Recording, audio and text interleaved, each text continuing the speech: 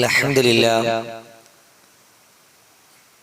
نحمده ونستعينه ونستغفره ونتوب إليه ونعوذ بالله من شرور أنفسنا ومن سيئات أعمالنا من يهده الله فلا مضل له ومن يضلل فلا هادي له وأشهد أن لا إله إلا الله وحده لا شريك له وأشهد أن محمدا عبده ورسوله أرسله بالهدى ودين الحق ليظهره على الدين كله ولو كره المشركون اللهم صل على محمد وعلى آل محمد كما صليت على إبراهيم وعلى آل إبراهيم إنك حميد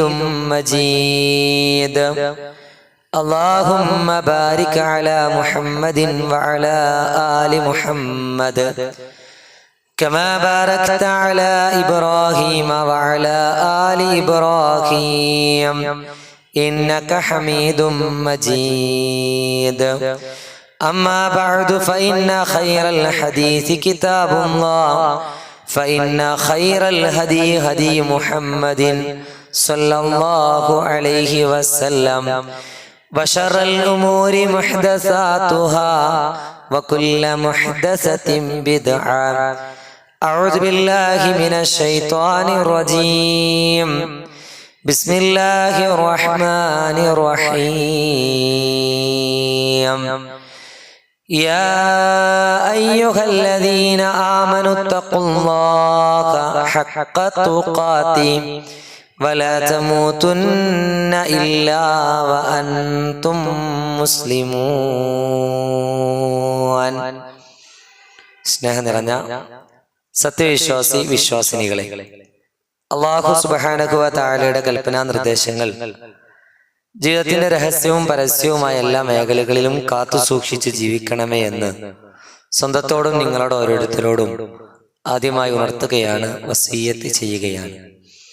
ഞാനും നിങ്ങളും അനുഭവിച്ചു കൊണ്ടിരിക്കുന്ന ഈ ദുനിയാവിലെ ജീവിതം നമ്മുടെ സൃഷ്ടാവും പരിപാലകനുമായ അല്ലാഹു നമുക്ക് നൽകിയിട്ടുള്ളത് നമ്മെ പരീക്ഷിക്കുവാനാണെന്ന ബോധത്തോടുകൂടി ഏതൊരു സമയത്തും നാം ആഗ്രഹിച്ചാലും ഇല്ലെങ്കിലും ഈ ദുനിയാവ് വിട്ട് വിട പറയേണ്ടവരാണ് നാം ഓരോരുത്തരും എന്ന ബോധത്തോടെ വരാനിരിക്കുന്ന സ്വർഗ നരക ലോകത്ത് നരകത്തിൽ നിന്ന് രക്ഷപ്പെടാനും സ്വർഗത്തിൽ പ്രവേശിക്കാനും വിശുദ്ധ ഖുർആനും പ്രവാചക ചര്യയും നമ്മെ പഠിപ്പിക്കുന്ന മുഴുവൻ കാര്യങ്ങളും വളരെ സന്തോഷത്തോടെ ജീവിതത്തിൽ പ്രാവർത്തികമാക്കണമെന്നും പ്രത്യേകമായി ഓർമ്മപ്പെടുത്തുകയാണ്. അല്ലാഹുവിന്റെ അപാരമായ അനുഗ്രഹത്താൽ ജീവിതത്തിൽ അള്ളാഹുവിന് വഴിപ്പെട്ടു ജീവിക്കുവാനും ആ അള്ളാഹുവിന്റെ കൽപ്പനാ നിർദ്ദേശങ്ങൾ ജീവിതത്തിൽ പാലിച്ചുകൊണ്ട് മുന്നോട്ടു പോകുവാനും കരാറെടുക്കുകയും അത് ജീവിതത്തിൽ ആവർത്തിച്ച് ഉച്ചരിച്ചു കൊണ്ടിരിക്കുകയും ചെയ്യുന്നവരാണ് ഞാൻ നിങ്ങളും. ഇന്ന് ബാങ്ക് വിളിച്ച സമയത്ത് നാം ആവർത്തിച്ച് പറഞ്ഞ കലിമ ഷഹാദത്ത് കലിമയുടെ വചനങ്ങൾ അത് നമ്മെ ഓർമ്മപ്പെടുത്തുന്നതാണ്. അശ്ഹദു അല്ലാ ഇലാഹ ഇല്ലല്ലാഹ് അശ്ഹദു അന്ന മുഹമ്മദ റസൂലുള്ളാഹ് എന്ന കലിമത്തു തൗഹീദിന്റെ കലിമത്തു ഷഹാദ, അല്ലാഹു അല്ലാതെ ആരാധനക്കർഹനായിട്ട് മറ്റാരുമില്ലെന്നും മുഹമ്മദ് നബി സല്ലല്ലാഹു അലൈഹി വസല്ലമ അല്ലാഹു നിയോഗിച്ച ദൂതനാണെന്നും അത് ജീവിതത്തിൽ നിരന്തരം സാക്ഷ്യപ്പെടുത്തിക്കൊണ്ടിരിക്കുന്ന നമ്മൾ ജീവിതത്തിൽ ഇത് ഉൾക്കൊണ്ടിട്ടുണ്ട് എന്നതിന്റെ തെളിവാണ് നമ്മുടെ ജീവിതത്തിൽ നമ്മൾ ചെയ്യുന്ന ആരാധനാ കർമ്മങ്ങൾ. ജീവിതത്തിൽ മടിയില്ലാതെ, ജീവിതത്തിൽ മറ്റാരുടെയും ഒരു നിർബന്ധിതം ഇല്ലാതെ തന്നെ 5 നേരം ബാങ്ക് വിളിക്കുമ്പോ ബാങ്ക് വിളി കേൾക്കുന്ന ആ സമയം ഇതാ ഞാൻ ഉത്തരം നൽകാൻ റെഡിയാണ് എന്ന് പറഞ്ഞ് അതിന് ഇജാബത്തെന്നോണം ഉത്തരം നൽകലെന്നോണം പള്ളിയിൽ വന്ന് നമസ്കരിക്കുന്ന പുരുഷന്മാർ, അതേപോലെ തന്നെ വീട്ടിൽ നിന്ന് സ്ത്രീകളാണെങ്കിൽ പള്ളിയിലേക്ക് വരാത്തവരാണെങ്കിൽ ആ നേരമാകുമ്പോ ആ വിളിയാളം കേൾക്കുമ്പോ ഇതാ ഞാൻ 5 നേരം എന്റെ റബ്ബിന് വേണ്ടി തലകുനിക്കുവാൻ തയ്യാറാണെന്ന ആ പ്രഖ്യാപനം നമ്മുടെ ഉള്ളിന്റെ ഉള്ളിൽ നിന്നുള്ളതാകണം.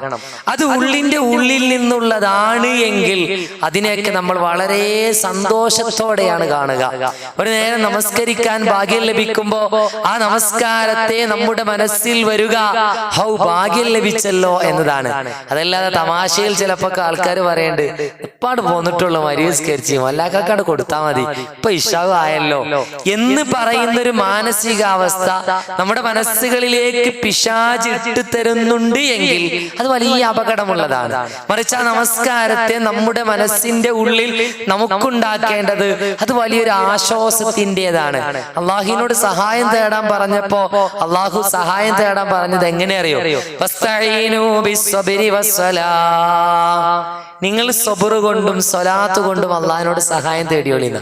അപ്പൊ നമ്മുടെ നമസ്കാരത്തിന്റെ പൂർണ്ണമായ വിഷയങ്ങളിലേക്കല്ല പ്രവേശിക്കുന്നത്, മറിച്ച് അള്ളാഹുവിനോടുള്ള മുഴുവൻ ആരാധനകളെയും അള്ളാഹുവിന് വഴിപ്പെടുന്നതിനെ നമ്മുടെ മനസ്സിൽ വലിയ സമാധാനത്തോടെ സന്തോഷത്തോടെ വലിയൊരു അഭിമാനത്തോടു കൂടി ആയിരിക്കണം നമ്മൾ സ്വീകരിക്കേണ്ടത്.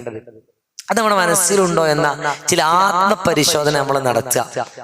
ഉദാഹരണമായിട്ട് ഇപ്പൊ അള്ളാഹിന് വഴിപ്പെടുക എന്ന് പറയുമ്പോ സമൂഹത്തിൽ സമയമില്ലാത്തവരാണ് പലപ്പോഴും. പലതിനും നല്ല തിരക്കാണുള്ള മനുഷ്യന്മാർക്ക്. തിരക്കില്ലാത്തവർ ആരുമില്ല. എന്തൊരു തിരക്കാന്ന് പറഞ്ഞാൽ ഒരു ജുമ കഴിഞ്ഞ് അടുത്ത ജുമ ആകുന്നത് അറിയുന്നില്ല എന്ന് പറയും. തിരക്കങ്ങനെ ഉണ്ടാവും. അവസാന കാലത്തിന്റെ അടയാളാണ്. ഇത് കാലം വേഗത്തിൽ ഓടുക എന്നത് വരുമ്പോ ആകെ സമയം മാറ്റിയേക്കല്ലാത്തത് ഏതിന് മാത്രം ആകരുത് അറിയോ? നിസ്കരിക്കാനും ജമാഅത്തിന് പങ്കെടുക്കാനും ദീൻ പ്രവർത്തിക്കാനും ആകരുത്. ആകെ എല്ലാവർക്കും കഴിയണ ഫൈന ഭയങ്കര ടൈം ഭയങ്കര ഓട്ട. അത് നമ്മളെ ഉള്ളിൽ പേടി ഉണ്ടാക്കണം. കാരണം മഹാനായ മുഹമ്മദ് മുസ്തഫ സല്ലല്ലാഹു അലൈഹി വസല്ലമ താക്കീത് ചെയ്തൊരു കാര്യമാണ്, നമ്മളെ ഉണർത്തിയ കാര്യമാണ്. അവസാന കാലമാകുമ്പോൾ സമയം ഒന്ന് വേഗത കൂടി ഓടുന്നുള്ളത്. ഇതിന്റെ നിങ്ങളെ മനസ്സ് വേണം. എന്നിട്ടാണ് നമ്മൾ സമയം ഓടുന്നു നിങ്ങൾ പറയേണ്ടത്. അപ്പൊ സമയം വേഗത്തിലാകുന്നുണ്ട് എന്നുള്ളത് ശരിയാണ്. അത് അങ്ങനെയാകാം. അങ്ങനെ വേഗത്തിൽ അടുത്തിങ്ങനെ ഖിയാമത്ത് നാളിലേക്ക് നമ്മൾ അടുത്തോണ്ടിരിക്കുകയാണ്. പക്ഷേ സമയമൊക്കെ വേഗത്തിൽ ഓടുമ്പോഴും നമ്മൾ മറ്റു പലതിനും സമയം ഇങ്ങനെ ആൾക്കാർ കണ്ടെത്തുന്നുണ്ട്. പണ്ടില്ലാത്ത കുറെ വിനോദങ്ങൾ, പണ്ടില്ലാത്ത കുറെ ഏർപ്പാടുകൾ, പണ്ടില്ലാതിരുന്ന കുറെ കുടുംബപരമായിട്ടുള്ള യാത്രകൾ ഒക്കെ എല്ലാവർക്കും വിശാലമായിട്ട് സമയമുണ്ട്. നല്ല വിശാലമായിട്ടാണ് എല്ലാത്തിനും സമയം. പക്ഷേ പലപ്പോഴും സമയം ടൈറ്റ് എന്ന് പറയുന്ന ഒരു കാര്യം പലപ്പോഴും എത്തിച്ചേരുന്നത് എവിടെത്തുമ്പോഴാണ്?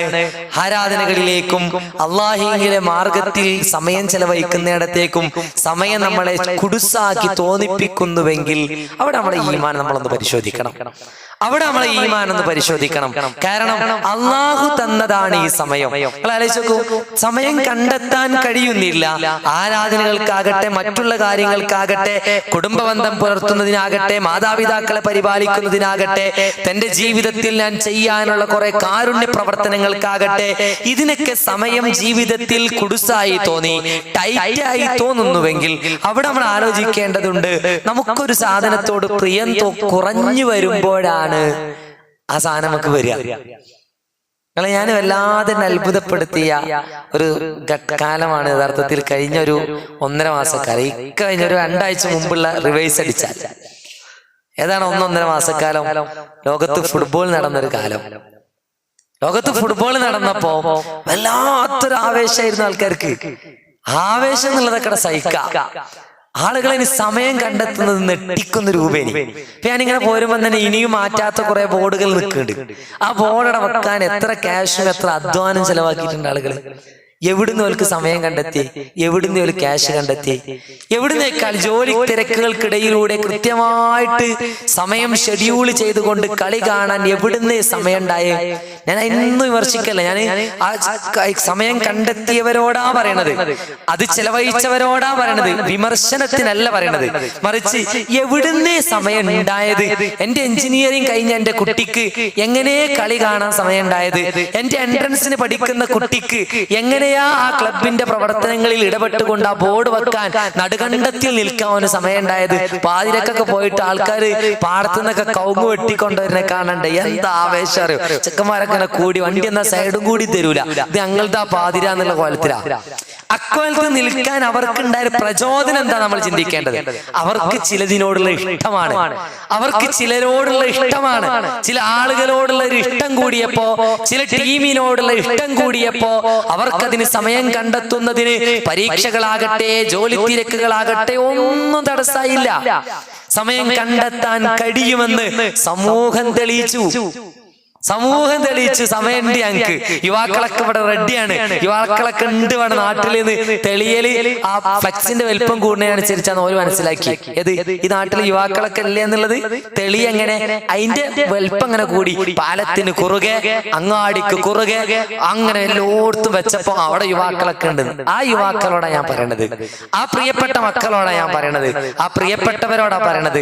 സമയം കണ്ടെത്താൻ കഴിഞ്ഞത് അവിടെ ഒരു ഇഷ്ടമുള്ളതുകൊണ്ടാ. പ്രിയപ്പെട്ടവരെ, ഏറ്റവും കൂടുതൽ ജീവിതത്തിൽ ഞാൻ എൻ്റെ റബ്ബിനെ ഇഷ്ടപ്പെടണ്ടേ? അത് പറഞ്ഞാ തീരുന്നൊരു സാധനമല്ല. എന്റെ റബ്ബല്ലേ എന്റെ ജീവിതത്തിൽ ഏറ്റവും വലുത്. പടച്ചോൻ പറയേണ്ട ഒരു വാക്കുകൾ എത്ര റദ്ദാക്കിയതാണ് നബി. ഇനി പറഞ്ഞു കൊടുക്കണം.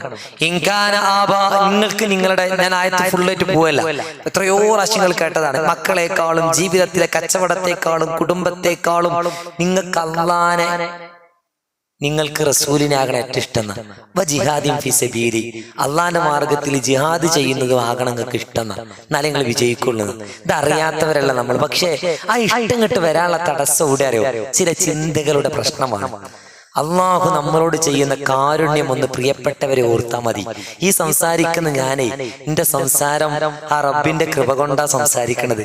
ആ റബ്ബൊന്ന് വിചാരിച്ച എന്റെ ഉമിനീരിന് ചെറിയൊരു തടസ്സം വന്ന ഞാനിവിടെ ഇറങ്ങിന്ന് പകരം ഒരാളോടെ കയറി പൂർത്തിയാക്കേണ്ടി വരും. എന്റെ നാവിന് ഉമിനീര് ഇങ്ങനെ പൊടിയുന്നത് എനിക്ക് വലിയ തടസ്സം ഉണ്ടപ്പോ ഒരു തടസ്സമില്ലല്ലോ. ആ ഉമിനീര് പൊടിയുന്നത് ഒരു 30 സെക്കൻഡ് നിന്നാലേ എന്റെ സംസാരം നിൽക്കും. അതാണ് അള്ളാഹു നമ്മളോട് ചെയ്യുന്നത്.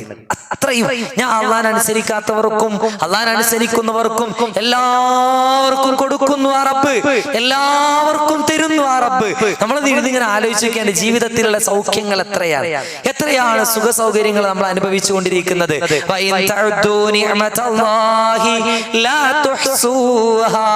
അള്ളാഹുവിന്റെ നിഅമത്തിനെ നിങ്ങൾ എണ്ണി കണക്കാക്കാൻ ശ്രമിച്ചാൽ കണക്കാക്കാൻ കഴിയൂല. ഒരു വിരൽ തുമ്പെടുത്ത് അയിമത്തെ നിയമത്തെ ആലോചിച്ച എത്ര, ഒരു വിരല് അനങ്ങാതെ നോക്കണ്ട. അതിന് ബുദ്ധിമുട്ടാണെങ്കിൽ ഒരു വിരല്, ബാക്കി 9 വിരലുണ്ട്. ഒരു തള്ള വിരൽ അനങ്ങാഞ്ഞ ഓന്റെ വലത് കൈന്റെ പോയെന്ന് വെച്ചാൽ ആ കയ്യിന്റെ കഥ കഴിഞ്ഞു. ഒരു വെച്ചുറ്റൊരു മുറിവുണ്ടായ കഴിഞ്ഞില്ല നമ്മളെ കഥ, കണ്ണുമ്മലൊരു കുരുണ്ടായ കഴിഞ്ഞില്ല നമ്മളെ കഥ. അത്രേ ഉള്ളൂ. ഏതെങ്കിലും ഒരു നരമ്പിൽ കുറച്ചൊരു ഓട്ടം കുറവുണ്ടെന്ന് കഴിഞ്ഞാൽ നമ്മളതിനെ സ്ട്രോക്ക് എന്ന് പറയും അല്ലേ. കുറച്ചൊരു ഓട്ടം കുറവുണ്ട്, അപ്പൊ എന്തുവാണോ ഓൻ എന്തിന് സർജറി വേണമെന്ന് പറഞ്ഞ് കൊണ്ടുപോകും. ആരായി ഓടിക്കണേ? അതിനെക്കുറിച്ച് ആലോചിച്ചോ? എല്ലാം തന്നിട്ട് ജീവിതത്തിന്റെ മുഴുവൻ സൗകര്യങ്ങളും തന്നിട്ട് ആ പടച്ച റബ്ബ് നമ്മളോട് എന്തേ ആവശ്യപ്പെട്ടിട്ടുള്ളൂ? പടച്ചോനെ ആരാധിക്കണം. ആ ആരാധിച്ച് പള്ളിയിൽ തന്നെ ഇരുന്നോളി എന്ന് പറഞ്ഞിട്ടില്ല. അതൊന്ന് മനസ്സറിഞ്ഞ് ചെയ്യണം, അത്രേ പറഞ്ഞിട്ടുള്ളൂ. മടിയില്ലാതെ ചെയ്യുന്നത് എന്റെ ഉള്ളിൽ നിന്ന് തട്ടി എന്റെ റബ്ബിന് വേണ്ടി ഞാൻ വിനയപ്പെടുക എന്നതാണ് എന്റെ ജീവിതത്തിലെ ഏറ്റവും വലുതെന്ന ആദരവോടെ കണ്ട്. എങ്ങനെ റബ്ബിനെ ആരാധിക്കണ കണ്ടത്? ഒരു നേരം ജുമാക്ക് പള്ളിയിലേക്ക് വരാൻ നമ്മുടെ മനസ്സെങ്ങനെ ഉണ്ടാണ്ടത് അറിയോ? ഒരു മടിയുള്ളതല്ല, അത് കാപട്യത്തിന്റെ മനസ്സാ. മറിച്ച് ഞാൻ എന്റെ ജീവിതത്തിൽ ചെയ്യേണ്ടുന്ന ഏറ്റവും വലിയ ദൗത്യം നിർവഹിക്കുവാൻ ഞാനിതാ പോകുന്നു. അത് ആരോടുള്ള ദൗത്യമാണ്? എന്റെ റബ്ബിനോടുള്ള ദൗത്യം. എനിക്ക് ശ്വസനമായി തരുന്ന, ഞാൻ വീട്ടിൽ നിന്ന് ഇറങ്ങുമ്പോ എന്താ ശരിക്കും പ്രാർത്ഥിക്കുന്നത് എന്നാലോചിക്കാൻ തട്ടി പ്രാർത്ഥിക്കാറുണ്ടോ? ബിസ്മില്ലാഹി തവക്കൽതു അലല്ലാഹ് ലാ ഹൗല വലാ ഖുവത ഇല്ലാ ബില്ലാഹ്. ശരിക്കും മനസ്സ് തട്ടിയിട്ടുണ്ടെന്ന് ആലോചിക്കാണ്. അള്ളാഹുവിന്റെ നാമത്തിൽ ഞാൻ വീട്ടിൽ നിന്ന് ഇറങ്ങാണ്. തവക്കൽതു അലല്ലാഹ്, ഞാൻ അള്ളാഹുവിൽ തവക്കലാക്കിയിരിക്കുന്നു. ലാ ഹൗല വലാ ഖുവത, എനിക്കൊരു കഴിവും ഒരു ശക്തിയും ഇല്ല ഇല്ലാ ബില്ലാഹ്, അള്ളാഹ് എന്നെ കൊണ്ടല്ലാതെ. ഇതിവിടെ തട്ടേണ്ട ഒരു വാക്കാ. ഏതാ? എനിക്ക് ഇവിടെ നിന്ന് പോണെങ്കിൽ, എന്റെ മോട്ടോർ സൈക്കിളാണ് ചാട്ടാണെങ്കിൽ, എന്റെ കാറാണ് സ്റ്റാർട്ടായി കിട്ടണമെങ്കിൽ, ഞാൻ വിചാരിച്ചിടത്തൊക്കെ ഞാനവിടെ എത്തണമെങ്കിൽ പടച്ചോനെ നീ കനിയണം എന്നത് ഓർമ്മിപ്പിച്ചിട്ട് ഇറങ്ങിയ റസൂലുള്ളാഹി സ്വല്ലല്ലാഹി അലൈഹി വസല്ലം പഠിപ്പിച്ചത്. പക്ഷെ അതിവിടെ തട്ടൂല. അതങ്ങനെ ചെറുപ്പത്തിൽ പഠിപ്പിച്ച കുറെ പ്രാർത്ഥനകൾ ഇങ്ങനെ പോകും. ഞാൻ ഇന്നലെ ഇന്നാ ലില്ലാഹി വ ഇന്നാ ഇലൈഹി റാജിഊൻ എന്നതിന്റെ അർത്ഥം ഞാൻ പഠിപ്പിക്കുന്ന കുട്ടികളോട് ചോദിച്ചിട്ട് വളരെ വിരളം കുട്ടികളെ കൃത്യാർത്ഥം പറഞ്ഞു. കുട്ടികളെ അർത്ഥം പറഞ്ഞെന്ന് പറയുമ്പോ നമ്മളെ വീട്ടിൽ നിന്ന് പോണ കുട്ടികളെ നമ്മൾ ആലോചിക്കണം. കറക്റ്റ് അവരങ്ങനെ പറയും. എന്ത് കേട്ടോ ഇന്നാലില്ല പറയും. ഇത് സത്യത്തിൽ ഇത് മനസ്സറിഞ്ഞ് ഉൾക്കൊള്ളുക എന്നുള്ളതാണ്. ദീൻ എന്ന് പറയുന്നത് ഒരു കേവലം ഒരു പുറമോടിയാകരുത്, മറിച്ച് എന്റെ റബ്ബ് എനിക്ക് തന്നിട്ടുള്ള ഏറ്റവും വലിയൊരു സംരക്ഷണ വലയമായിട്ട് ദീനിനെ, വിശുദ്ധ ഖുർആനിനെ നമുക്ക് കാണാൻ കഴിയണം. എന്റെ റബ്ബിനോട് ഞാൻ ചെയ്യേണ്ടുന്ന, നോക്കൂ നിങ്ങൾ, നമുക്ക് വലിയൊരു അനുഗ്രഹമാണ് നാവ്. നേരത്തെ സൂചിപ്പിച്ച ആ നാവിനോട് പറയുന്ന വാക്കുകളിൽ വെച്ച് ഏറ്റവും നല്ല വാക്ക് ഏതാ? വമൻ അഹ്സനു ഖൗലം മിമ്മൻ ദആ ഇലല്ലാഹി വഅമില സ്വാലിഹാ വഖാല ഇന്നനീ മിനൽ മുസ്ലിമീൻ. നമ്മളെ നാവിന് ഉയരുണ്ടെന്നാണ് നോക്കേണ്ടത്. വമൻ അഹ്സനു ഖൗലം മിമ്മൻ ദആ ഇലല്ലാഹ്, അല്ലാഹുവിലേക്ക് ക്ഷണിക്കുന്നവനേക്കാളും ഏറ്റവും നല്ല വാക്ക് പറഞ്ഞവൻ ആരാണുള്ളത്? പ്രിയപ്പെട്ടവരെ, പലപ്പോഴും നാവാണ്ട് ഉയരൂല. പലർക്കും വേണ്ടി വാദിക്കാൻ എല്ലാവർക്കും നാവാ. അങ്ങാടിന്ന് അല്ലേ, അങ്ങാടിയല്ല, ഗ്രൂപ്പുകളൊക്കെ ആ ഫുട്ബോളിന്റെ സമയത്തൊക്കെ ഉണ്ടല്ലോ, റബ്ബേ ഓന്റെ ടീം തോറ്റാലും വേണ്ടില്ല, ഓലെ നാവ് അപ്പുറത്തേക്കാരം പറഞ്ഞിട്ട് അംഗം വെട്ടാൻ, ഗ്രൂപ്പിൽ സംസാരിക്കാൻ മടിയില്ല, അങ്ങാടിന്ന് അംഗം വെട്ടാൻ മടിയില്ല, ഞാൻ അതിന് വേണ്ടി ഒരു വീഡിയോ ചെയ്യണോ അതിന് മടിയില്ല. പ്രിയപ്പെട്ടവരെ, അള്ളാഹിന്റെ റസൂലിനെ കുറ്റം പറയുന്ന യൂട്യൂബുകൾ വീഡിയോ കാണുമ്പോ എത്ര കമന്റ് തിരിച്ച് നമ്മൾ കൊടുത്തിട്ടുണ്ട്, എത്ര ആളെ നമ്മൾ എതിർത്ത് പറഞ്ഞിട്ടുണ്ട്.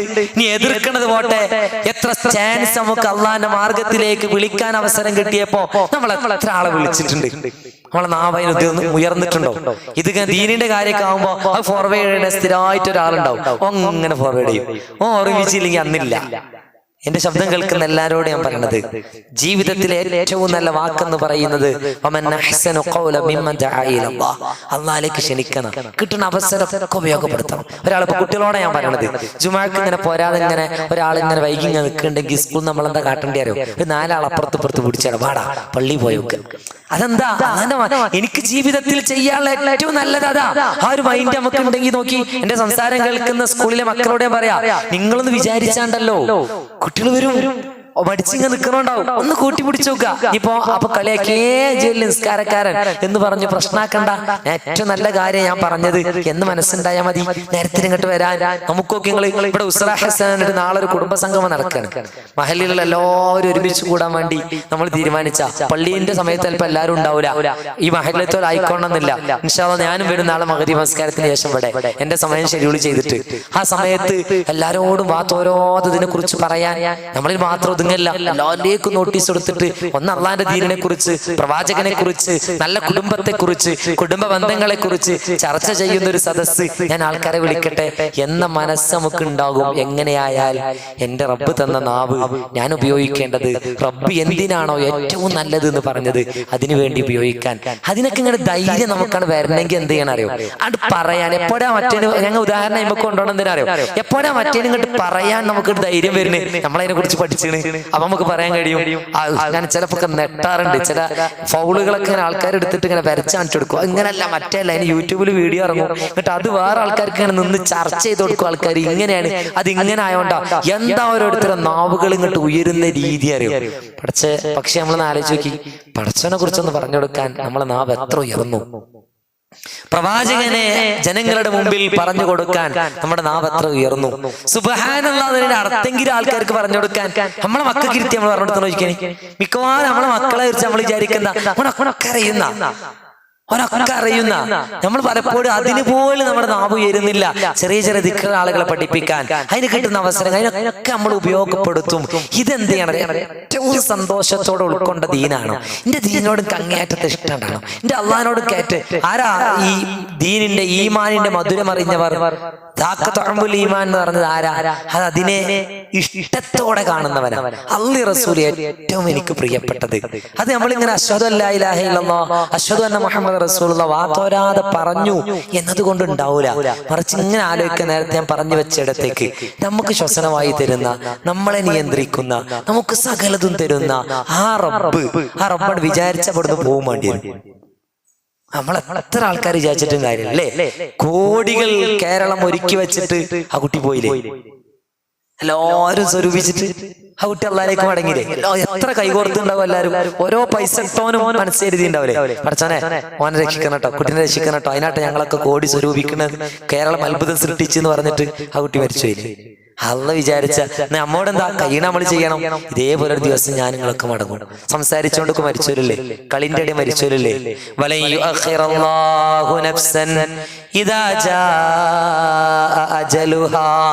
അള്ളാഹു അവധി എത്തിയാൽ ഒരാൾക്കും ഒരു മിനിറ്റും ഏറെ കിട്ടൂല. ഭക്തി ഭക്തി എന്ന് പറഞ്ഞാൽ എന്താന്ന് വിശുദ്ധ ഖുർആനില് എങ്ങനെ പറയണ അറിയോ? ഭക്തി, നമ്മൾ ഭക്തിയോടെ ജീവിക്കണം എന്ന് പറയല്ലോ. ഈ പരലോക ചിന്തക്ക ഭക്തി എന്ന് പറയും. ഏത് പരലോക ചിന്തക്ക്? الذين يظنون أنهم ملاقو ربهم, തങ്ങളുടെ രക്ഷിതാവിനെ കണ്ടുമുട്ടുമെന്ന് വിചാരിക്കുന്നവർ. സൂറത്തുൽ ബഖറയിലെ 45-46 ആയ വസ്തഈനു ബിസ്സബ്രി വസ്സലാ വഇന്നഹാ ലകബീറത്തുൻ ഇല്ലാ അലൽ ഖാശിഈൻ. ഖാശിഈങ്ങൾക്കല്ലാത്തവർക്കൊക്കെ നിസ്കാരം വലിയ പ്രയാസവും. എന്നിട്ട് ആരാണെന്ന് പറയണ്ടേ? അല്ലദീന യظنون അന്നഹും മുലാഖൂ റബ്ബിഹിം, ഞങ്ങളുടെ റബ്ബിനെ കണ്ടുമുട്ടുമെന്ന് അവർ കണക്കൂട്ടിയാണ്. ഈ കണക്ക് കൂട്ടല മുമ്പിൽ ഉണ്ടാണ്ടി ഏത് സമയത്തും ടിക്കറ്റ് എടുത്ത് വിടുന്ന എന്ത് ചെയ്യേണ്ടി വരും? മടങ്ങേണ്ടി വരും. പക്ഷെ ആ ടിക്കറ്റിന് പ്രത്യേകത ഉണ്ട്, നമ്മൾ എടുക്കണ്ട. ദുനിയാവിലെ പല നേട്ടത്തിന് നമ്മൾ ഇത് ചെയ്യേണ്ടി വരും. ഈ ടിക്കറ്റ് നമ്മളാരും എടുക്കണ്ട. സമയമാകുമ്പോ നമ്മളെ തേടി ഇങ്ങോട്ട് വരും. ഇന്നേ വരെ ബൈക്കിന്റെ ബാക്ക് കയറാത്ത മനുഷ്യൻ കയറിയെന്ന് ചിലപ്പോൾ പറയല്ലേ ചില ആക്സിഡന്റിനെ കുറിച്ച്. ഇന്നേ വരെ ആയിക്കൂടെ പോകാത്തൊരു മനുഷ്യൻ ഇന്നാണ് പോയതാട്ടോ, അതിനു വേണ്ടി പോയത് എന്ന് നമ്മൾ പറയാറില്ലേ? അത്രേ ഉള്ളൂ. ഒരു ഇങ്ങക്കുണ്ട് ഇങ്ങക്കുണ്ട്. ഈ യാഥാർത്ഥ്യം ഇങ്ങനെ മനസ്സ് കണ്ടാൽ, ഇതിനെ സത്യമാണെന്ന് ഇങ്ങോട്ട് ഉറപ്പിക്കാൻ കഴിഞ്ഞാൽ, ഇനി മരിച്ചാണ്ട് പോയാൽ കഴിഞ്ഞെങ്കിൽ പ്രശ്നമല്ലേ? ഇനി മരിച്ചങ്ങ് പോയതോടുകൂടി നമ്മൾ തീരുകയായിരുന്നുവെങ്കിൽ നമുക്ക് പ്രശ്നമല്ലേനി? മരിപ്പിക്കുന്ന അള്ള പറഞ്ഞാണ് സൂറത്തുൽ മുഅ്മിനൂനിൽ മനുഷ്യ ജീവിതത്തിന്റെ ഘട്ടങ്ങളെ കുറിച്ച് പറയുന്നിടത്ത് വിശുദ്ധ ഖുർആൻ ആ ഘട്ടം ശാസ്ത്രം തെളിയിച്ചത്, ഇപ്പൊ ശാസ്ത്രം തെളിയിച്ചത്, എന്നാൽ അതിനു മുമ്പ് 14 നൂറ്റാണ്ടുകൾക്ക് മുമ്പ് വിശുദ്ധ ഖുർആൻ പറഞ്ഞ ഘട്ടം അത് ആർക്കും നിഷേധിക്കാൻ കഴിയാത്തതാ. എന്നിട്ട് അള്ളാഹു പറഞ്ഞൊരു സത്യമുണ്ട്, സുമ്മ ഇന്നകും ബഅദ ദാലിക ലമയ്യിതൂൻ, തീർച്ചയായിട്ടും നിങ്ങൾ മരിക്കുക തന്നെ ചെയ്യും.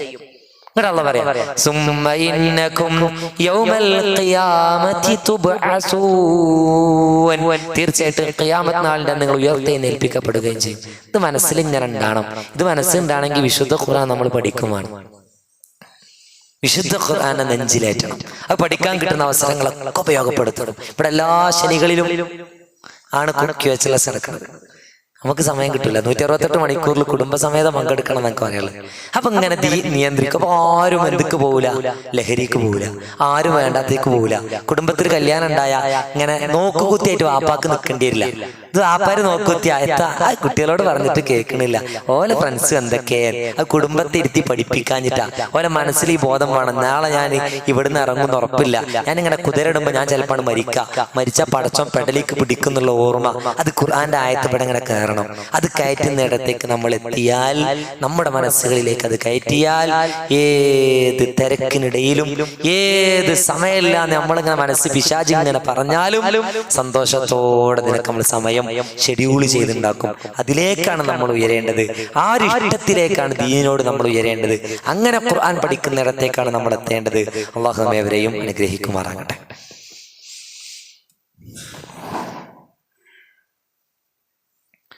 അൽഹംദുലില്ലാ വസ്സലാത്തു വസ്സലാമു അലാ റസൂലില്ലാ വഅലാ ആലിഹി വസഹ്ബിഹി അജ്മഈൻ. അമ്മാ ബഅദ്.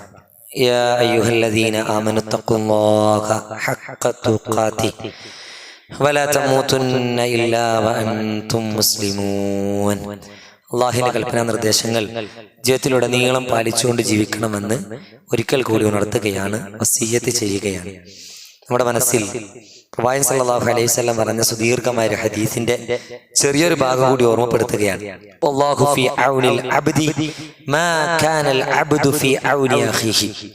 തൊട്ടു മുമ്പ് ആ ഹദീസിൽ പറയുന്നത് കുറെ ആളുകളെ സഹായിക്കുന്നതിനെയും സഹകരിക്കുന്നതിനെയും പരസ്പരമുള്ള ഈ സഹായിക്കലിനെ കുറിച്ച് പ്രവാചകൻ പഠിപ്പിച്ചിട്ട് പറയാണ്, അള്ളാഹു ഒരു മനുഷ്യനെ സഹായിച്ചുകൊണ്ടേയിരിക്കും എപ്പോൾ തന്റെ സഹോദരനെ ആ അടിമ സഹായിക്കുന്നിടത്തോളം കാലം.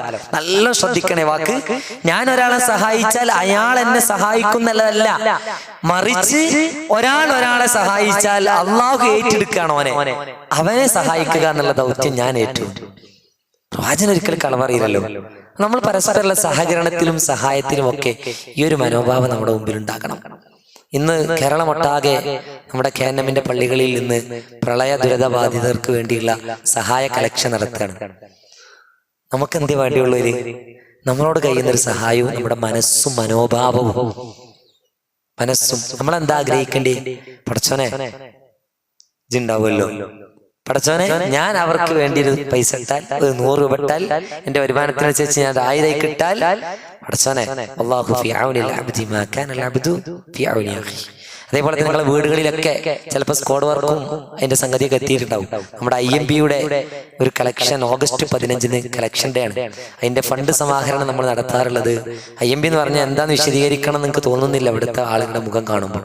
അറിയാം, നിങ്ങൾക്ക് ഇസ്ലാഹി ക്യാമ്പസിനെ ബേസ് ചെയ്തിട്ട് ഒരുപാട് രോഗികളെ സഹായിച്ചുകൊണ്ടിരിക്കുന്ന വലിയ സംരംഭമാണ്. എത്രയോ ആളുകൾ അതിന്റെ പേരിൽ അസുഖങ്ങൾ ആലോചിക്കണം. അസുഖം വന്നൊക്കെ കഴിഞ്ഞില്ലേ, എത്ര ലക്ഷങ്ങൾ ശമ്പളം വാങ്ങുന്നവനും കഴിഞ്ഞിട്ടില്ല, ഒരു അസുഖം എന്നാണ് പിടികൂടിയ അവന്റെ എല്ലാതും കഴിഞ്ഞു കൂട്ടരെ. ചിലപ്പോ സമ്പത്ത് കൊണ്ടൊക്കെ ചിലപ്പോ പിന്നെയാണ് പേർന്ന് കൂട്ടിക്കോളി, ബാക്കിയുള്ളതിനോടാണ് കഴിയും. അത് നമ്മളെ കാത്തുരക്ഷിക്കുമാറാകട്ടെ. അങ്ങനത്തെ ആളുകളെ പ്രയാസം അയക്കുന്ന ആളുകൾക്ക് നമ്മൾ കൊല്ലത്തിൽ നടത്തുന്ന ഒരു സമാഹരണമാണ്. അത് ഏറ്റെടുക്കണം മഹല്ല്. അതിന് എന്റെ 10 വീട്ടില്, എന്റെ ചുറ്റുപാടുള്ള 10 വീട്ടിൽ ഞാൻ ചെയ്തോളാം എന്ന് പറയണം. അല്ലാതെ നിങ്ങളൊക്കെ വരിട്ട് നിങ്ങൾ വന്നാലാ മറ്റൊരു തരാന്നുള്ളതല്ല. കുട്ടികളോടൊക്കെ യുവാക്കളോടൊക്കെ പറയണത്, ആ 10 വീട് ഞാൻ കൊടുക്കും നോട്ടീസ്, എന്നിട്ട് ഞാൻ കൊടുത്തോളാം, അവിടുന്ന് ഞാൻ വാങ്ങിക്കോളാം, എനിക്കൊരു പങ്കാളികളാകാലോ. ഞാൻ അതിന് കൂടെ നിൽക്കുന്നിടത്തോളം കാലം പടച്ചോന്റെ കാണും. ആരും കണ്ടിയില്ലെങ്കിൽ എന്താ, പടച്ചോന്റെ കാണും. പടച്ചോന്റെ അടുത്ത് ഇന്നെ രക്ഷപ്പെടുത്തും പടച്ചോൻ. നമ്മള് പല ദുരന്തങ്ങളിൽ നിന്ന് രക്ഷപ്പെടുന്നുണ്ടാവും. ചെറിയ നാരികൾക്ക് നമ്മൾ രക്ഷപ്പെടുന്നുണ്ടാവും. പടച്ച രക്ഷപ്പെടുത്തും. നമ്മൾ ആലോചിക്കുകയല്ല.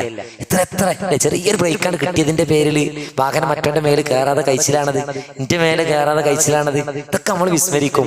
പടച്ചൊപ്പം ഉണ്ടായിട്ടല്ലത്. പടച്ച നമ്മളെ കൂടെ ഉണ്ടാവും. അതിന് ഈ മനസ്സ്, ഞാനിങ്ങനെ പറന്നിറക്കുന്ന ആളാ, പലതും ചെയ്യുന്ന ആളാ. പടച്ചോനെ അതിന്റെ ഒപ്പം ഒരു നിശ്ചിത സമയവും നിശ്ചിത സമ്പത്തും നന്മകൾക്കും പാവപ്പെട്ടവരെയൊക്കെ കാണാൻ മാറ്റി വെച്ചാൽ ആ പടച്ചോ നമ്മളെ കൂടെ ഉണ്ടാവും.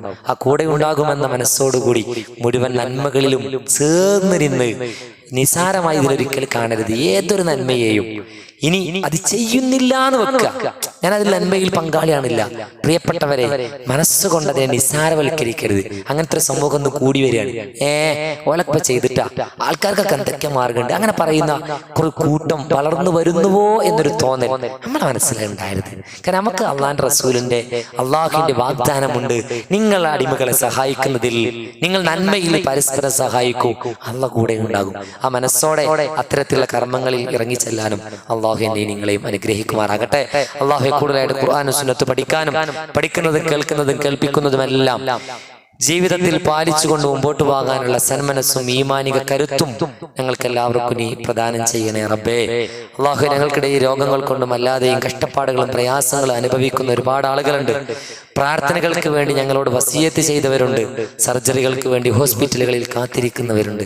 അള്ളാഹുവേ, എല്ലാവരുടെയും പ്രയാസങ്ങൾ ഞങ്ങളെക്കാളും കാണുന്ന റബ്ബേ, നീ അവരുടെ എല്ലാ പ്രയാസങ്ങളും ദൂരീകരിക്കണേ റബ്ബേ. അല്ലാഹുമ്മ ഗ്ഫിറിൽ മുഅ്മിനീന വൽ മുഅ്മിനാത്ത് വൽ മുസ്ലിമീന വൽ മുസ്ലിമാത്ത് വൽ അഹ്യാഇ മിൻകും വൽ അംവാത്ത് ഇന്നക മുജീബു ദഅവാതി യാ ഖാദിയൽ ഹാജാത്ത്. അല്ലാഹുമ്മ അഇസ്സൽ ഇസ്ലാമ വൽ മുസ്ലിമീൻ വഅദില്ല ശിർക വൽ മുശ്രികീൻ. അല്ലാഹുമ്മ أجرنا من النار اللهم أجرنا من النار اللهم أجرنا من النار. ربنا لا تزغ قلوبنا بعد إذ هديتنا وهب لنا من لدنك رحمة إنك أنت الوهاب. اللهم يا مقلب القلوب ثبت قلوبنا على الإيمان والتقوى اللهم يا مقلب القلوب ثبت قلوبنا على الإيمان والتقوى اللهم يا مقلب القلوب ثبت قلوبنا على الإيمان والتقوى ربنا اغفر لنا ولإخواننا الذين سبقونا بالإيمان ولا تجعل في قلوبنا غلا للذين آمنوا ربنا إنك رؤوف رحيم ربنا آتنا في الدنيا حسنة وفي الآخرة حسنة وقنا عذاب النار ربنا تقبل منا إنك أنت السميع العليم وتب علينا إنك أنت التواب الرحيم آمين آمين برحمتك يا أرحم الراحمين وصلى الله على نبيه والحمد لله رب العالمين.